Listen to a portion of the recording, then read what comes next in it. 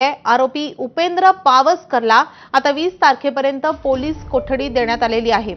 आरोपी उपेंद्रने हे कृत्य का केलं याबाबत आरोपीकडे चौकशी करायची असल्याने पोलिसांनी कस्टडीची मागणी केलेली होती। सीसीटीव्हीच्या माध्यमातून आरोपीची ओळख पटवण्यामध्ये पोलिसांना यश आलं अशी माहिती पोलिसांनी कोर्टामध्ये दिलेली आहे। तर आरोपी उपेंद्र याला 20 तारखेपर्यंत पोलीस कोठडी सुनावण्यात आली आहे।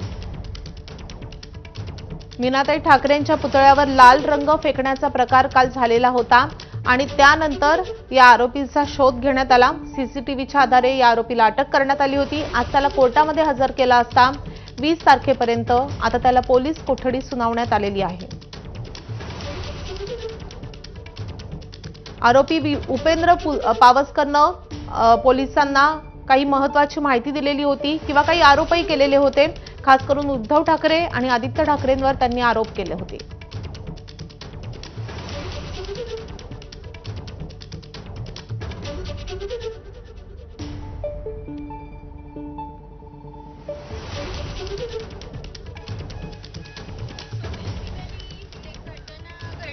शिवाजी पार्क पोलीस स्टेशनच्या अंडर आणि या आरोपीला अनरिप्रेझेंटेड होता, वकील नव्हता। सो कोर्टाने डीएलएसए तर्फे assistant legal aid defence council, माझं नाव ॲडव्होकेट सुमेधा कोकाटे, आम्ही अशा अनरिप्रेझेंटेड अक्यूजना इथे रिमांडला वगैरे रिप्रेझेंट करतो, ट्रायल पण चालवतो। तर as per orders of the court and DLSA मी त्याला रिप्रेझेंट केलेला आहे।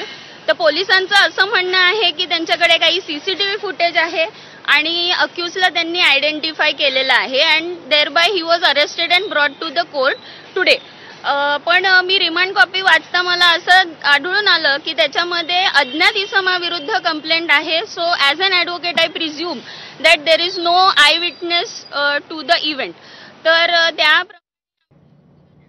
दिवंगत मीनाताई ठाकरेंच्या पुतळ्यावर लाल रंग काल फेकण्यात आला होता। यावरून भाजप